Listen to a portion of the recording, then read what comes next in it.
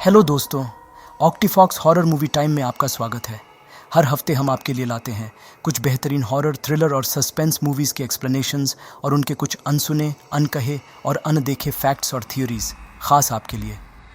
उन्हीं बेहतरीन मूवीज़ में से आज हम पेश कर रहे हैं 2024 में आई हंसिका मोटवानी की हॉरर मूवी गार्डियन, जिसका मतलब है रक्षक।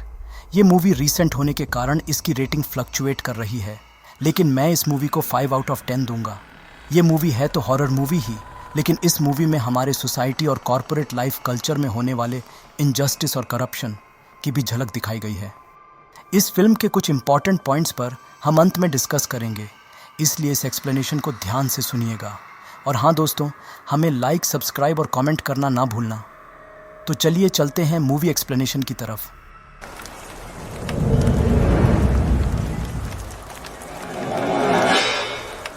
फिल्म की शुरुआत में हम एक माँ के दर्द भरी पुकार को सुन पाते हैं, जिसे कोई मार रहा है, लेकिन मरते हुए भी वो सिर्फ अपनी बेटी को बख्श देने की गुहार लगा रही होती है। फिर हम कुछ तांत्रिकों को देख पाते हैं जो रात के वक्त एक कंस्ट्रक्शन साइट में किसी शक्तिशाली प्रेत आत्मा को कैद करने के लिए तंत्र मंत्र कर रहे होते हैं। उन तांत्रिकों के गुरु बताते हैं कि जिस औरत की आक्रामक प्रेत आत्मा को वे लोग इतने दिनों से खोज रहे थे, आखिर वो उनके वश में आ जाएगी, क्योंकि जिन चारों ने उस औरत को मारा था, उन चारों के खून को उन लोगों ने बोतल में रखा हुआ है, जिसकी महक से वो आत्मा यहाँ आएगी और वे लोग उस आत्मा को 2 टुकड़े वाले एक क्रिस्टल में कैद कर लेंगे। और उस आत्मा के कैद होते ही वो क्रिस्टल जुड़ जाएगा, जिससे हम समझ पाते हैं कि जिस माँ की गुहार हमने सुनी थी, यह आत्मा उसी माँ की है जिसको 4 लोगों ने मिलकर मार दिया था, और अब वो अपना बदला लेने एक भयानक और आक्रामक आत्मा बनकर आई है। फिर वो तांत्रिक बताता है कि उस आत्मा के इस क्रिस्टल में कैद होने के बाद जिस किसी भी इंसान का खून इस पर पड़ेगा और अगर वो इंसान इसे अपने साथ रखेगा, तो यह आत्मा उसकी हर इच्छा को पूरी करेगी। वो इंसान जो भी चाहेगा वो यह आत्मा पूरी कर देगी। लेकिन अगर किसी ने इस क्रिस्टल को तोड़ दिया तो वो आत्मा आज़ाद हो जाएगी और फिर मौत का तांडव शुरू हो जाएगा। यह कहकर वे लोग तंत्र मंत्र का जाप करने लगते हैं और हम देख पाते हैं कि उनके मंत्रों के शक्ति से वो आत्मा वहाँ आ जाती है और देखते ही देखते वो आत्मा उस क्रिस्टल में समा जाती है।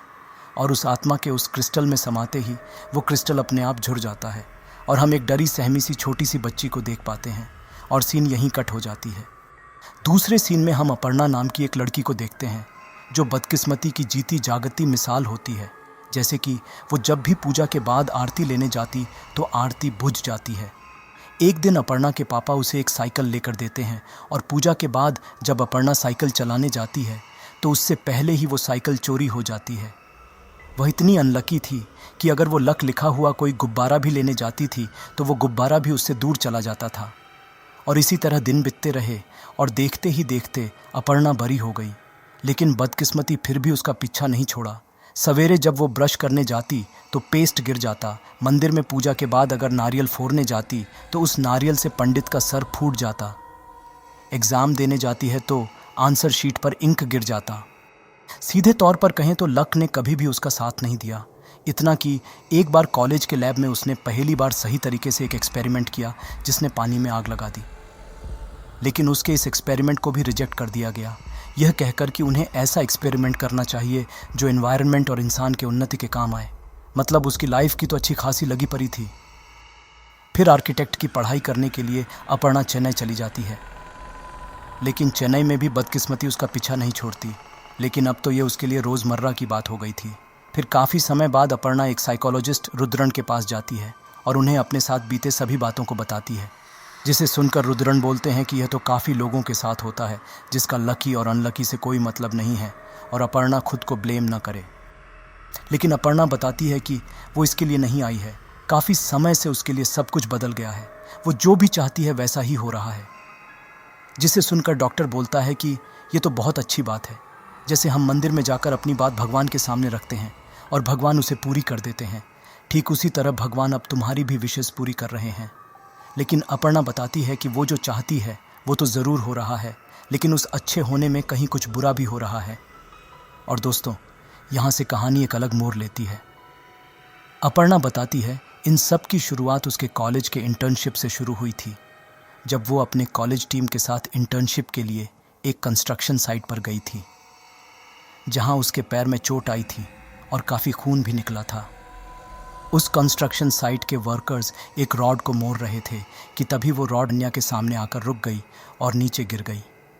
और तब से उसका बैड लक में बदल गया, क्योंकि उसके मुताबिक उस एक्सीडेंट में उसकी मौत हो जाती, लेकिन उसके जीवन में आए बदलाव ने उसकी जान बचा दी, जिसे सुनकर डॉक्टर भी चौंक जाता है।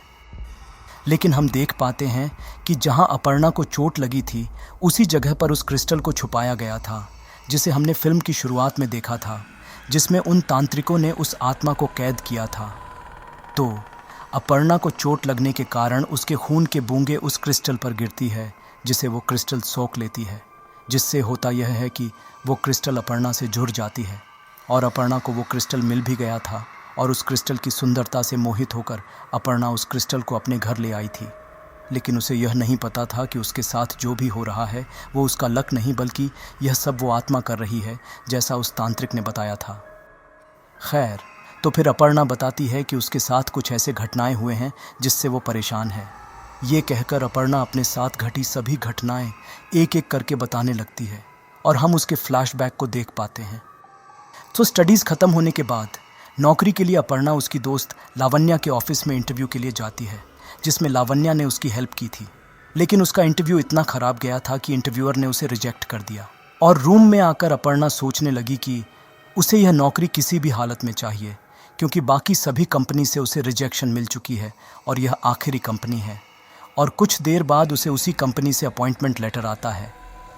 लेकिन बाद में उसे पता चला कि इंटरव्यू के वक्त एक और कैंडिडेट था जो अपने कॉलेज में टॉपर था, और उसी के साथ अपर्णा के मार्कशीट के नंबर पता नहीं कैसे अपने आप बदल गए, जिस कारण उस बंदे का जॉब अपर्णा को मिल गया था। मतलब असल में जो जॉब अपर्णा कर रही है वो उस बंदे का है।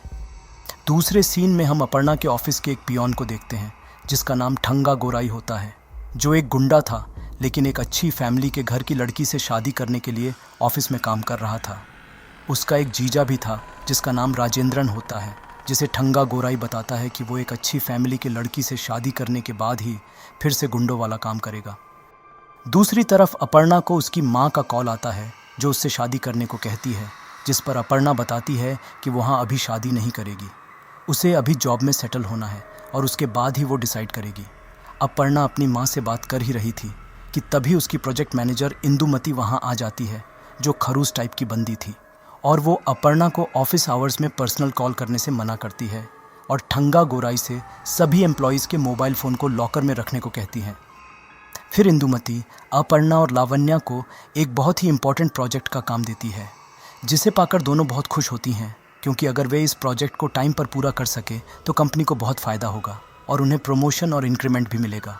तो प्रोजेक्ट फाइल लेकर वे दोनों उस कंस्ट्रक्शन साइट पर जाते हैं, जहां उनकी मुलाकात प्रभात नाम के एक लड़के से होती है। कॉलेज टाइम में प्रभात अपर्णा का बॉयफ्रेंड था, लेकिन प्रभात के सिगरेट पीने के कारण अपर्णा ने उससे ब्रेकअप कर लिया था, क्योंकि प्रभात ने प्रॉमिस किया था कि वो कभी भी सिगरेट नहीं पिएगा। और उस ब्रेकअप के बाद वे दोनों आज जाकर मिले थे। प्रभात को सिगरेट पीते हुए देख अपर्णा उससे नाराज़ हो जाती है और उससे गुस्से से बात करने लगती है। लेकिन एक दिन लावण्या के माँ की तबीयत बहुत ख़राब होने के कारण वो अपर्णा की बाइक लेकर चली जाती है। फिर शाम को काम ख़त्म होने के बाद अपर्णा को कोई भी कैब या ऑटो नहीं मिल पा रही थी, क्योंकि वो कंस्ट्रक्शन साइट मेन रोड से बहुत दूर था, जिस कारण उसे मजबूरन प्रभात से लिफ्ट लेनी पड़ती है और इस तरह उनमें फिर से सुलह हो जाती है। मतलब लव बर्ड्स फिर से मिल जाते हैं। दूसरे दिन लावण्या को माँ को देखने जल्दी जाना था, तो वो प्रभात से लिफ्ट लेती है, जो अपर्णा को बिल्कुल अच्छा नहीं लगता, जिससे होता ये है कि थोड़ी दूर जाते ही लावण्या को कोई अदृश्य शक्ति धक्का देती है, जिससे वो चलती बाइक से गिर जाती है। लावण्या को लगता है कि प्रभात ने अपर्णा के साथ जाने के लिए उसे धक्का दिया है, जिसका मतलब था कि अपर्णा के सिर्फ सोचने से बात सच नहीं होती थी, बल्कि जो भी उसे तकलीफ़ पहुंचाता है वो आत्मा उसे भी नुकसान पहुंचाती है। एक दिन इंटर कंपनी फुटबॉल मैच होता है, जिसमें अपर्णा की कंपनी भी पार्टिसिपेट करती है, जिसका कैप्टन प्रभात था, जो बहुत अच्छा फुटबॉल प्लेयर था, जिस कारण उनकी कंपनी की टीम आसानी से जीत रही थी। एक तरफा मैच देख अपर्णा को बोर फील होने लगा। तभी ठंगा गोराई खुशी से नाचने लगा, क्योंकि उनकी टीम जीत रही थी, जिससे इरिटेट होकर अपर्णा ने कहा कि ओपोनेंट टीम लगातार 4 गोल करके ये मैच जीत जाएगी। तभी हम देख पाते हैं कि ओपोनेंट टीम का एक प्लेयर अचानक पोजेस स्टेट में चला जाता है और देखते ही देखते वो लगातार एक के बाद एक 4 गोल कर देता है और उनकी टीम जीत जाती है। अपर्णा ने जो कहा वो सच तो हो गया, लेकिन इसकी वजह से उनकी मजबूत टीम वो मैच हार जाती है और टूर्नामेंट से भी बाहर हो जाती है। मतलब पहले तो अपर्णा जो चाहती थी उसका उल्टा ही होता था, जिससे उसे ही परेशान होना पड़ता था। और अब वो जो चाहती है और सोचती है वो सच तो हो जाता है, लेकिन इसकी कीमत दूसरों को चुकानी पड़ती है। फिर एक दिन प्रभात की माँ बहुत बीमार पड़ गई और उन्हें बचाने के लिए जल्द से जल्द हार्ट ट्रांसप्लांटेशन की ज़रूरत थी। प्रभात अपनी माँ की ऐसी हालत को देख टूट सा गया था। ये देख अपर्णा प्रे करती है कि प्रभात की माँ के लिए जल्दी से एक दिल मिल जाए। और तभी उस हॉस्पिटल के सामने एक एक्सीडेंट होता है जिसमें एक व्यक्ति की मौत हो जाती है और उसका ब्लड ग्रुप और हार्ट प्रभात की माँ से मैच करता है और प्रभात की माँ बच जाती है। मतलब अपर्णा ने तो अच्छा ही चाहा था, लेकिन उसका यही चाहना किसी और व्यक्ति की जान ले ली थी। फिर कहानी प्रेजेंट टाइम में वापस आती है। डॉक्टर को इस बात पर यकीन नहीं हो रहा था, तो अपर्णा उन्हें वो न्यूज़ आर्टिकल दिखाती है जिसमें प्रभात के माँ का 2 घंटे में हार्ट ट्रांसप्लांटेशन की रिपोर्ट थी। ये देख डॉक्टर बताते हैं कि ये सब सिर्फ इत्तेफाक है, जिस पर अपर्णा बताती है कि जब उसका दिल और दिमाग एक साथ कुछ चाहे तो वो सच होता है। ये सुनकर डॉक्टर बोलते हैं कि अगर ऐसा है तो यह लाखों में एक के साथ होता है, जिनके चाहने को प्रकृति सच कर देती है। जिस पर अपर्णा बोलती है कि वो जो भी मन से चाहती है वो सच तो हो जाता है, लेकिन इसकी कीमत दूसरों को चुकानी पड़ती है। फिर अपर्णा अपने ऑफिस के उस क्रूज प्रोजेक्ट मैनेजर इंदुमती के बारे में बताती है। फ्लैशबैक में हम देखते हैं कि इंदुमती का ऑफिस के एमडी एडविन के साथ अफेयर था, जो इस कंपनी के मालिक स्टीफन का भाई था। इंदुमती का एमडी से अफेयर होने के कारण उसमें पोटेंशियल ना होते हुए भी उसे प्रोजेक्ट मैनेजर का पोस्ट मिल गया था। इंदुमती बहुत ही चालाक किस्म की औरत होती है, जो बड़ी ही चालाकी से दूसरों के काम का क्रेडिट खुद ले लेती थी। तो एक दिन उसने एक बहुत ही अच्छे और काबिल एम्प्लॉई के मेहनत का क्रेडिट खुद ले ली थी, जिस कारण उस एम्प्लॉई ने इंदुमती के खिलाफ कंप्लेन कर दी थी, लेकिन इंदुमती ने उसे ही कंपनी से निकलवा दिया। और यही चीज़ उसने अपर्णा के साथ किया था। जिस प्रोजेक्ट को इंदुमती ने अपर्णा को दिया था वो प्रोजेक्ट सक्सेस हुआ था, जिससे कंपनी को बहुत प्रॉफिट हुआ, लेकिन ये क्रेडिट भी इंदुमती ने खुद के नाम कर लिया। इससे अपर्णा को बहुत गुस्सा आया और इंदुमती को दिल से बद्दुआ देती है। फिर उसे इग्नोर करके वो चली जाती है। लेकिन ये बात ठंगा गोराई सुन लेता है, जो उस फुटबॉल मैच के बाद से ही अपर्णा को फॉलो कर रहा था। और उसी दिन सभी देखते हैं कि इंदुमती एक पोजेस्ड हालत में टेबल पर खड़ी हो जाती है, लेकिन इंदुमती की आंखों में आंसू थे, जिससे हमें यह पता चलता है कि इंदुमती को पता चल गया था कि उसे किसी ने पोजेस किया है और वह मरने वाली है, लेकिन वह बेबस थी। और देखते ही देखते इंदुमती एक शीशे को तोड़कर उस बिल्डिंग से छलांग लगा के सुसाइड कर लेती है, जिसे देख सभी को बहुत झटका लगता है।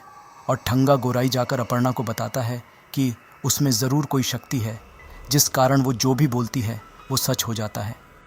फिर कहानी प्रेजेंट टाइम में वापस आती है। अपर्णा बताती है कि उस दिन से पहले तक उसे सिर्फ शक था, लेकिन उस दिन के बाद से उसे यकीन हो गया। तो डॉक्टर मजाक मजाक में बोलते हैं कि अगर तुम कहोगी कि वो पौधा 6 फुट का हो जाए तो क्या वो पौधा 6 फुट का हो जाएगा? जिस पर अपर्णा बोलती है कि हाँ, वो पौधा 6 फुट का हो जाएगा।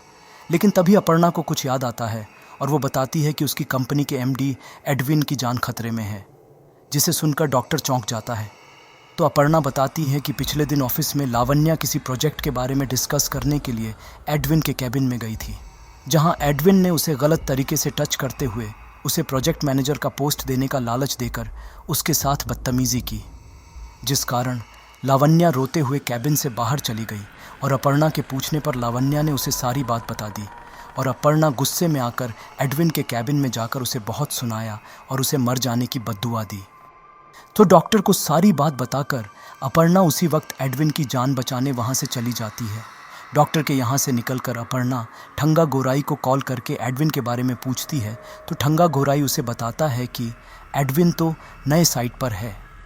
ये सुनकर अपर्णा भी उसी रास्ते निकल जाती है, ताकि अगर कोई खतरा हो तो वो एडविन को बचा सके।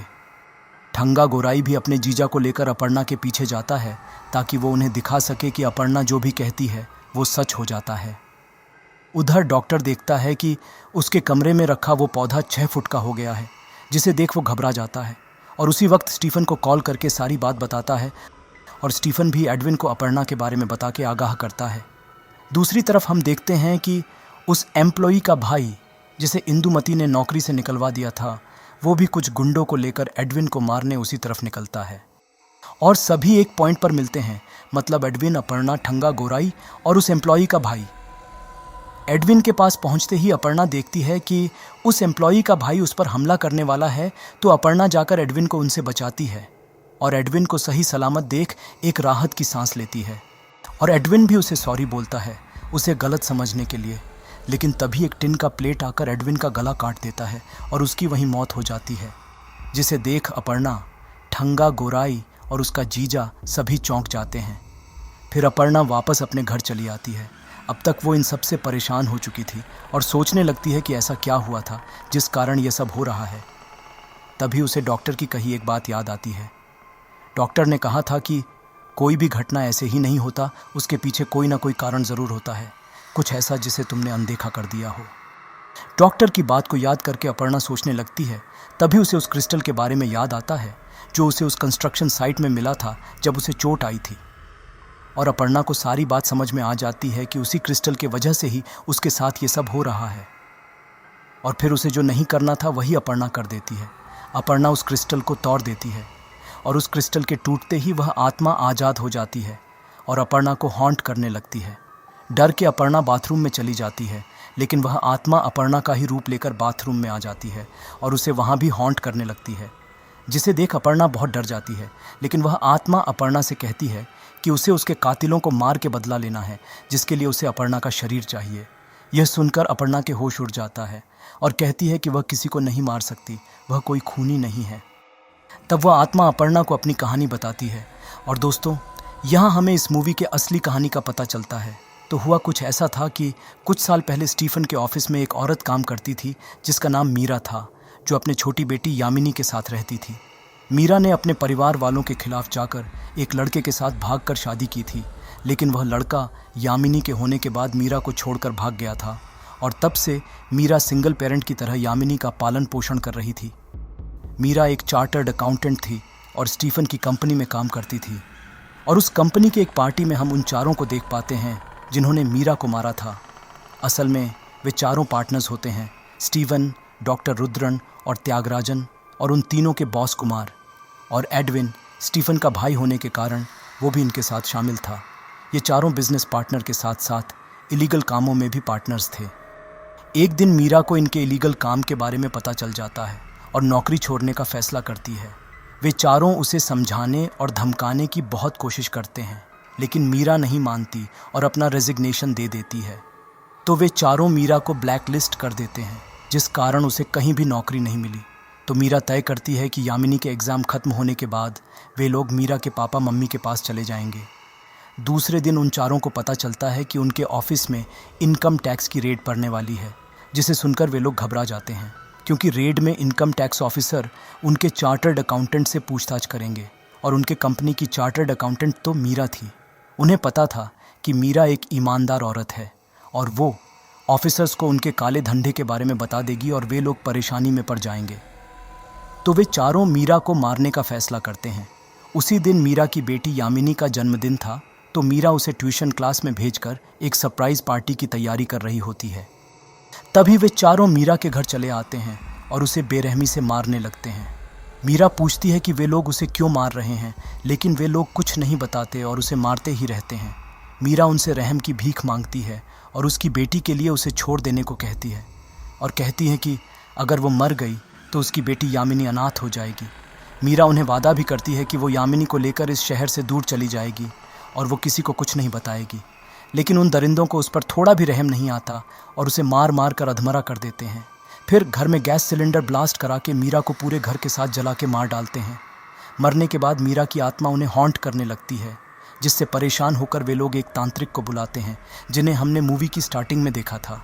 फिर वो तांत्रिक उन चारों के खून लेकर वो रिचुअल करता है और उस आत्मा को उस क्रिस्टल में कैद कर देता है। फिर कहानी प्रेजेंट टाइम में वापस आती है। वो आत्मा अपर्णा को बताती है कि जब उस कंस्ट्रक्शन साइट में अपर्णा का खून उस क्रिस्टल पर गिरा था, तो वो आत्मा अपर्णा से कनेक्ट हो गई थी और अब तक वो अपर्णा की इच्छाओं को पूरी करके उसकी मदद कर रही थी। लेकिन अब वो आज़ाद है और वो अपने कातिलों से बदला लेना चाहती है। उसकी कहानी सुनकर अपर्णा उसकी मदद करने के लिए तैयार हो जाती है और दोनों निकल जाते हैं उन चार दरिंदों का शिकार करने के लिए, लेकिन उन्हें ज़्यादा खोजने की ज़रूरत नहीं पड़ती क्योंकि शिकार खुद ब खुद शिकारी के पास आ जाता है। तो होता यह है कि स्टीफन अपने भाई के मौत का बदला लेना चाहता था, तो कुमार अपने आदमी भेजकर अपर्णा को किडनैप करा लेता है। लेकिन दूसरी तरफ मीरा की आत्मा स्टीफन को हॉन्ट करने लगती है, जिससे स्टीफन परेशान हो जाता है। लेकिन इसे इग्नोर करके स्टीफन कुमार के गुंडों के पास चला जाता है, जहां उन्होंने अपर्णा को किडनैप करके रखा था ताकि वो अपर्णा को मार के अपने भाई के मौत का बदला ले सके। लेकिन जब स्टीफन वहां पहुंचता है तो तभी उसे डॉक्टर का कॉल आता है, जो उसे बताता है कि अपर्णा कोई आम इंसान नहीं है, उसके अंदर कोई अलौकिक शक्ति है, वो जो भी बोलती है वो सच हो जाता है। लेकिन स्टीफन अपने भाई के मौत का बदला लेने के लिए इतना जुनूनी हो गया था कि वो डॉक्टर की बात को इग्नोर कर देता है। और तब तक मीरा की आत्मा वापस अपर्णा के अंदर चली आती है और देखते ही देखते मीरा उन सभी गुंडों को मार डालती है और स्टीफन पर हमला करके उसे बेरहमी से मार डालती है और सीन यहीं कट हो जाता है। दूसरे दिन ठंगा गोराई और उसका जीजा राजेंद्रन के पास एक कॉन्ट्रैक्ट किलिंग का कॉल आता है, तो वे लोग डिसाइड करते हैं कि वो अपर्णा को भी अपने गैंग में शामिल कर लेंगे और उसे भी हिस्सा देंगे। दूसरी तरफ हम देखते हैं कि अपर्णा मीरा की बेटी यामिनी को देखने एक अनाथालय में जाती है, जहां हम देख पाते हैं कि वहां का वार्डन यामिनी के साथ बदतमीज़ी कर रहा होता है और जब यामिनी बैड टच के बारे में बोलती है तो वह वार्डन उसे थप्पड़ मार देता है। मीरा ये सब देख रही थी। फिर वो वार्डन मुंह धोने जाता है, लेकिन एसिड से उसका हाथ और चेहरा जल जाता है। अपनी बेटी यामिनी के तकलीफ़ों को देख मीरा को बहुत दुख होता है। फिर सीन कट होके हम डॉक्टर को देखते हैं, जहां अपर्णा पहुंच जाती है और मीरा डॉक्टर को बताती है कि वो वापस आ गई है और वे सभी मरने वाले हैं। और यह कहकर मीरा उस पर हमला कर देती है और उसका गला दबा के तिरपा तिरपा कर बेरहमी से मार देती है। लेकिन तभी ठंगा गोराई और उसका जीजा राजेंद्रन अपर्णा को खोजते हुए डॉक्टर के पास पहुंचते हैं और उन्हें मरा हुआ देख वहां से भाग जाते हैं। अब तक अपने दो दोस्तों को खोकर बॉस कुमार बहुत परेशान हो गया था। तभी एक इंस्पेक्टर उन्हें एक सीसीटीवी फुटेज दिखाता है, जिसमें ठंगा गोराई और उसका जीजा राजेंद्रन डॉक्टर के क्लिनिक से भागते हुए दिखते हैं जब उस डॉक्टर का मर्डर हुआ था। पुलिस को और उन्हें लगता है कि उन दोनों ने ही डॉक्टर का मर्डर किया होगा। जब मीरा अपर्णा का रूप लेकर डॉक्टर को मार रही थी, तब दूसरी तरफ अपर्णा यामिनी के साथ अनाथालय में थी। अपर्णा वहां के नए वार्डन से परमिशन लेकर यामिनी को बाहर लेकर जाती है और दोनों मिलकर बहुत अच्छा वक्त बिताते हैं, जिससे उन दोनों में एक प्यारा सा बॉन्ड बन जाता है। अपर्णा यामिनी को गोद लेने के बारे में सोचती है, जिससे प्रभात को कोई प्रॉब्लम नहीं होती और वो शादी की तैयारी करने लगता है और अपर्णा को लंच के लिए बुलाता है। दूसरी तरफ हम देखते हैं कि ठंगा गोराई और उसका जीजा राजेंद्रन अपर्णा से मिलते हैं और उससे कॉन्ट्रैक्ट किलिंग के लिए पार्टनरशिप ऑफर करते हैं। तभी कुमार के गुंडे आकर उन दोनों को किडनैप करके कुमार और त्यागराजन के पास लेकर जाते हैं। फिर कुमार के गुंडे स्टीफन और डॉक्टर रुद्रन के मर्डर के लिए उनकी खूब पिटाई करते हैं। पिटाई खाने के बाद ठंगा गोराई उन्हें बताता है कि स्टीफन और डॉक्टर रुद्रन का खून उन्होंने नहीं किया, बल्कि वे दोनों अपर्णा के बोलने पर मारे गए हैं। ठंगा गोराई उन्हें बताता है कि अपर्णा के पास ऐसी शक्ति है जिससे वो जिसे भी मरने का श्राप देती है, वो इंसान खुद ब खुद मारा जाता है। यह सुनकर कुमार उन्हें अपर्णा को किडनैप करके उसके पास लाने को कहता है और यह सीन यहीं कट हो जाता है। दूसरे सीन में हम देखते हैं कि अपर्णा यामिनी और प्रभात के साथ एक रेस्टोरेंट में लंच के लिए गई होती है और उसी रेस्टोरेंट में त्यागराजन अपने परिवार के साथ लंच के लिए आया होता है। त्यागराजन को वहां देख अपर्णा के शरीर में मीरा आ जाती है और मौके की तलाश करने लगती है। उस रेस्टोरेंट में ठंगा गोराई और उसका जीजा राजेंद्रन भी अपर्णा को किडनैप करने के लिए उसके पीछे पीछे पहुंच गए होते हैं। लेकिन मीरा का भयानक रूप देख उन दोनों के तो पैरों तले ज़मीन ही खिसक जाती है। फिर थोड़ी देर बाद त्यागराजन फ्रेश होने वॉशरूम जाता है, जहां मीरा की आत्मा उसे हॉन्ट करती है और उसे मारने ही वाली होती है कि तभी यामिनी घर जाने का बोलती है, जिस कारण मीरा त्यागराजन को नहीं मार पाती। लेकिन इस भयावह दृश्य को देख त्यागराजन बहुत डर जाता है। दूसरी तरफ ठंगा गोराई और उसका जीजा राजेंद्रन कुमार को बताते हैं कि अपर्णा कोई आम इंसान नहीं है, बल्कि कोई प्रेत आत्मा उसके अंदर है, जिसे सुनकर कुमार त्यागराजन को कॉल लगाता है और उसे घर जाने को कहता है। घर वापस आकर त्यागराजन को मीरा की आत्मा हॉन्ट करने लगती है और उसकी गर्दन मरोड़ कर मार डालती है। मीरा की आत्मा सभी को मार चुकी थी और अब सिर्फ उनका बॉस कुमार ही बचा हुआ था। लेकिन तब तक कुमार एक तांत्रिक के पास जाता है ताकि वो उसे मीरा की आत्मा से बचा सके। कुमार अपने साथ यामिनी को भी वहाँ लेकर आता है और वो तांत्रिक अपने मंत्रों की शक्ति से मीरा की आत्मा को वहाँ बुलाता है तो अपर्णा उन मंत्रों की शक्ति और यामिनी के लिए वहाँ आ जाती है और वो तांत्रिक अपर्णा के शरीर से मीरा की आत्मा को अलग करके एक कलश में बंद कर देता है और कुमार को बताता है कि वो उस आत्मा को वहाँ से दूर ले जाएगा जहाँ से वो आत्मा फिर कभी भी कुमार तक नहीं पहुँच सकेगी। ये देख अपर्णा को बहुत गुस्सा आता है और कुमार को भला बुरा कहकर उस पर हमला कर देती है, लेकिन अब मीरा उसके साथ नहीं थी तो वो कुछ नहीं कर पाती और कुमार उसे मारकर जिंदा ही दफना देता है और निश्चिंत होकर घर चला जाता है। लेकिन सरप्राइजिंगली तभी अपर्णा कुमार के घर आ जाती है और हम फ्लैशबैक में देखते हैं कि जब वो तांत्रिक मीरा की आत्मा को लेकर दूर जा रहा था तो उसे यह एहसास होता है कि वो जो कर रहा है वो गलत है, क्योंकि मीरा की आत्मा किसी मासूम लोगों को नहीं बल्कि अपने कातिलों को और उसकी बेटी को अनाथ बनाने वालों से अपना बदला ले रही है। तो वो तांत्रिक मीरा की आत्मा को आज़ाद कर देता है, जो उसी वक्त अपर्णा के शरीर में जाकर उसे बचा लेती है और दोनों मिलकर कुमार के घर पहुंच जाते हैं। तो हम देखते हैं कि मीरा की आत्मा कुमार को हॉन्ट करने लगती है और देखते ही देखते एक त्रिशूल से उसका वध कर देती है और सभी शैतानों का अंत हो जाता है और सीन यहीं कट हो जाता है। दूसरे सीन में हम यामिनी को देखते हैं जो अपर्णा का इंतज़ार कर रही होती है और तभी अपर्णा और प्रभात वहाँ आ जाते हैं। अपर्णा को देख यामिनी के चेहरे पर एक अनोखी खुशी झलक उठती है और अपर्णा उसे अडॉप्ट कर लेती है और अपर्णा और प्रभात को एक प्यारी सी बच्ची मिल जाती है और यामिनी को प्यार करने वाला एक परिवार मिल जाता है और सीन यहीं कट हो जाता है। तो आइए दोस्तों, अब हम कुछ इंपॉर्टेंट पॉइंट्स पर डिस्कस करते हैं। पहले हम बात करते हैं इस फिल्म की एंडिंग की। मीरा की कहानी सुनकर अपर्णा ने उससे वादा किया था कि वो उसका साथ देगी और उसकी बेटी का हमेशा ख्याल रखेगी, और अंत में अपर्णा ने अपना वादा निभाया और अपने कातिलों को मारकर मीरा की आत्मा को भी मोक्ष मिल गया। मतलब बोले तो एक हैप्पी एंडिंग दिखाई गई है, लेकिन इसी के साथ इनडायरेक्टली हमें यह भी बताया गया है कि इस दुनिया में बहुत से मासूम और निष्पाप बच्चे अनाथालय में एक प्यार करने वाले परिवार की तलाश में जी रहे हैं, और मैं उन माता पिता को दिल से सलाम करता हूँ जो उन्हें अपनाकर एक सुनहरे भविष्य की तरफ ले जाते हैं। दूसरी बात जो इस फिल्म में दिखाई और बताई गई है वो है कि अगर आपका मैनेजर या बॉस अच्छा हो तो वर्क कल्चर और वर्क एनवायरनमेंट उस कंपनी के एम्प्लॉयज़ के लिए बहुत अच्छा बन जाता है और एम्प्लॉयज़ उस कंपनी को अपना एक दूसरा परिवार की तरह ही ट्रीट करता है और अपना 100% देता है। लेकिन वही मैनेजर अगर इंदुमती की तरह हो तो वर्क कल्चर और वर्क एनवायरनमेंट टॉक्सिक हो जाता है और वो कंपनी उन ऊंचाइयों को हासिल नहीं कर पाती जो वो कर सकती थी। आपके हिसाब से एक अच्छे मैनेजर या बॉस की पहचान कैसी होनी चाहिए, हमें ज़रूर बताइएगा। दोस्तों, अगर आपको ये एक्सप्लेनेशन अच्छी लगी हो तो इसे लाइक कर देना, और अभी तक सब्सक्राइब नहीं किए हो तो सब्सक्राइब भी कर देना। इसी के साथ ये मूवी यहीं समाप्त हो जाती है। तो चलिए मिलते हैं दूसरी मूवी एक्सप्लेनेशन में।